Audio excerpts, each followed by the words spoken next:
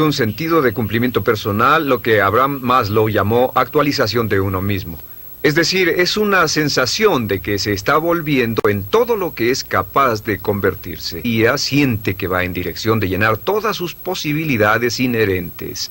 Autoestima es un concepto que se empezó a utilizar a través del humanismo por psicólogos como Carl Rogers y Maslow, que lo definen como la percepción que se tiene de sí mismo. El problema es que tenemos más de una definición. Este concepto se ha ido adoptando por otras corrientes, como la terapia cognitivo-conductual, que habla de la autoestima como un juicio que puede tener pensamientos adaptativos y desadaptativos. Pero cuando hablamos de autoestima en contextos cotidianos, se menciona que hay alta y baja autoestima.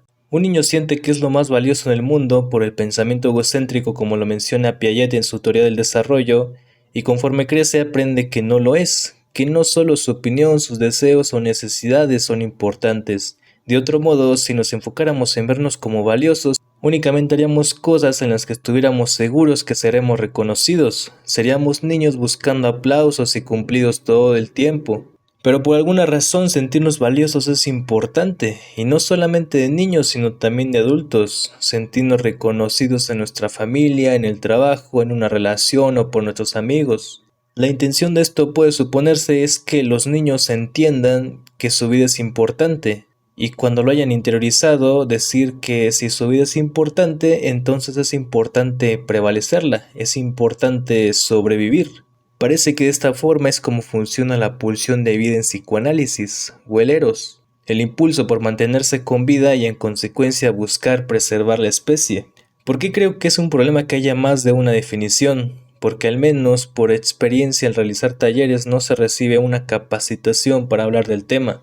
No hay una forma de explicarlo de manera universal ni tampoco actividades específicas. Poniéndolos un poco más en contexto, si varios grupos de personas imparten el mismo taller, donde se habla de autoestima a una población, lo más seguro es que cada grupo hable de la autoestima de una forma diferente y realice actividades diferentes, siendo el aprendizaje también diferente para la población.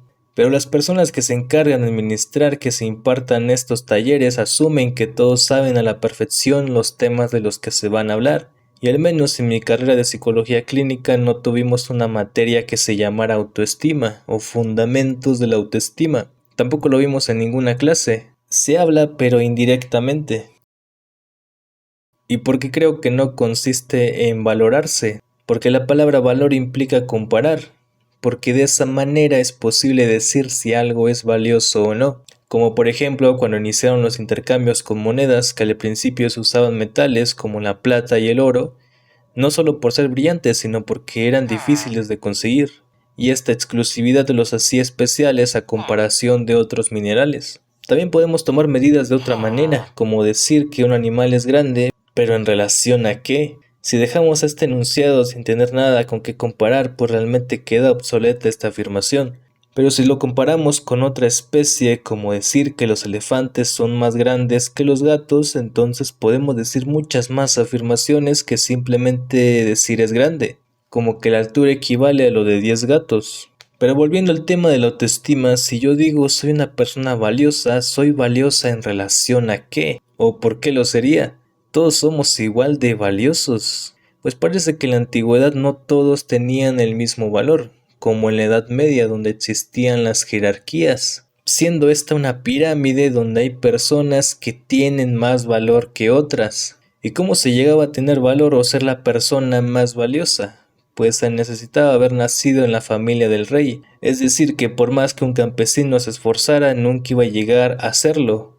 Y lo vemos a lo largo de toda la historia de diferentes formas, en las que por la raza, el género, o incluso por pensar diferente se les silenciaba, negaba o hasta se les eliminaba. Lo podemos ver aún hoy en día, pero de una forma más silenciosa, porque aquellos que no tienen una riqueza no pueden acceder a lugares, a servicios o simplemente a sus necesidades. Siendo esta una contradicción, pues al menos en mi país, la Constitución mexicana dice que todos tenemos derecho a una vivienda digna, pero las personas que no tienen riqueza no tienen valor, no tienen derechos ni tampoco tienen autoestima. Y aunque pudiese entenderlo, ¿eso es suficiente y eso es lo importante para vivir plenamente?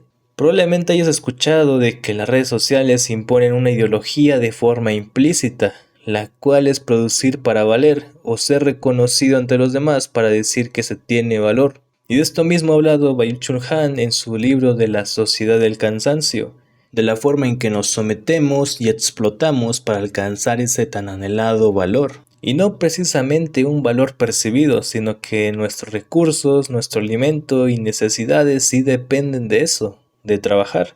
Y no solo va lo económico, también entran cuestiones como las de nuestro cuerpo, nuestra familia y de nuestros logros personales. Pero entonces, ¿cómo puedo tener autoestima si no es valorándome? Una forma es reconocer nuestro esfuerzo. Hay un libro llamado Ética para Amador donde explica cómo la voluntad es algo que tiene valor por sí mismo, como por ejemplo la valentía de enfrentarse a algo que sabemos es peligroso. Es sumando lo que hemos hecho y lo podemos plasmar de diferentes formas, como en una agenda, un calendario, con fotografías, con un registro para darnos cuenta de ese avance, siendo algo que pueda verse de forma física. Reconocer nuestras necesidades, como por ejemplo descansar cuando se necesite, porque al menos yo soy muy propenso a exigirme mucho.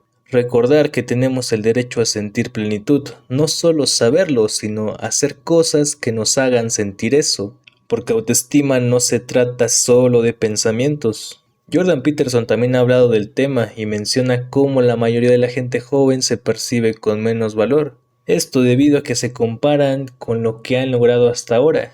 Lo ideal sería que tomen en cuenta lo que pueden hacer, del futuro que tienen como la posibilidad del ser, que vimos en el video del ser y la nada. Yo me quedo con la idea de que lo que es importante para nosotros sea realmente importante. Nuestros principios, objetivos, creencias, porque no hacerlo nos haría dudar y entonces compararnos, aunque hacerlo nos puede ayudar a tener una referencia. Y en consecuencia, si lo que para nosotros es importante lo atendemos como tal, dándole prioridad. Por ejemplo, si quiero ir al gimnasio, en lugar de compararme con las personas que veo en redes sociales y pensar si vale la pena o no, voy al gimnasio sin importar eso, porque ya estoy dando prioridad con la acción. No solo es pensar en que voy a ir. Creo que la acción concreta aquello que consideramos importante, entre pensar cosas innecesarias que nos hacen sentir mal o tomar acción en aquello que queremos. Y volviendo al tema de las clases sociales, habría que tener en cuenta de que tanto la autoestima como la salud mental en general son cosas que sí pertenecen solo a un grupo de personas, y lamentablemente no están disponibles para todos, ya sea por ignorancia o por no tener acceso a un centro de salud, a personas que sirvan como apoyo, o ya tan siquiera los recursos para mantenerse tranquilos sabiendo que el día de mañana tendré que comer. Se necesita tiempo, recursos y oportunidades para conseguir nuestros objetivos. Así que se puede decir que la autoestima no solo es una forma de pensar o pensar positivo, sino también requiere de un sustento económico para tener el tiempo suficiente de disfrutar de una buena vida. A través de redes sociales es posible compararse con personas que viven en un espacio diferente al nuestro.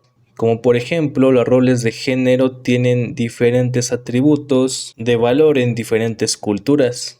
Esto puede ya no tratarse de autoestima, como por ejemplo que haya personas en nuestro entorno que tengan la intención de hacernos daño, ya sea física o emocionalmente, o que no se respetan nuestros derechos, que haya un abuso de autoridad, incluso violencia por parte de nuestra familia o nuestra pareja. Todo esto, aunque no tiene que ver con autoestima, puede evitar que expresemos nuestras necesidades o que se respeten nuestros derechos, afectando así a nuestra percepción de nosotros mismos de forma indirecta.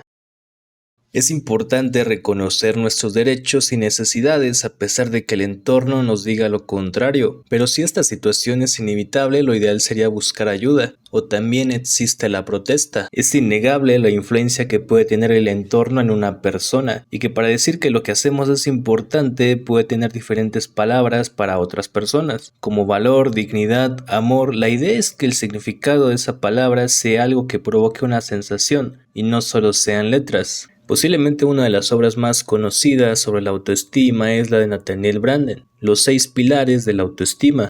Él los describe de la siguiente manera: vivir conscientemente, aceptación de uno mismo, responsabilidad personal, autoafirmación, propósito en la vida e integridad personal. Y yo estoy de acuerdo con estos puntos, pero creo que también hace falta incluir factores externos. Además de los hábitos de autocuidado, como la alimentación, el descanso o el hacer ejercicio, Se trata también de dignidad, pero como esta palabra no tiene el mismo significado para todos, algunos lo entienden como valor propio o quererse, o incluso para ti sea otra palabra, aunque desde mi perspectiva el valor es algo subjetivo y el amor algo que se construye, pero la dignidad es algo inherente. No hace falta hacer nada, ni lograr nada, ni demostrar nada para ser digno. Mis derechos y mi ser es igual de importante que lo que me rodea. Si bien es cierto que todos tenemos el deseo de hacer y el ser siempre busca expandirse, lo importante es no confundir nuestros logros. Nuestra función en la sociedad con nuestra dignidad sería como una idea del utilitarismo, de solo aquellos que sirven tienen valor. Y lo difícil es que todos estamos obligados a hacer dentro de una sociedad, a producir, porque si no producimos terminamos siendo aquello que nadie desea ser. Dentro de este sistema económico y político e incluso en el sistema educativo se castiga a quien no hace y a nadie le importa quién eres. No debería hacer falta preocuparse para tener dignidad, ni tener algún pensamiento o conclusión en específico. Pero esto sucede de todos modos, y algo que puede ayudar es ser conscientes de nuestro deseo. Una de las más profundas observaciones de la condición humana es que somos organismos que buscan metas, que solo estamos felices cuando nos movemos progresivamente hacia algo que es importante. Earl Nightingale dijo que la felicidad es la realización progresiva de un ideal o de una meta. Te recuerdo que puedes apoyarme en Patreon, en PayPal o compartiendo este video. También te invito a seguirme en todas mis redes sociales donde estaré subiendo contenido que no está en este canal. Stars shining bright above you. Night breezes seem to whisper, I love you. Birds singing in the sycamore tree.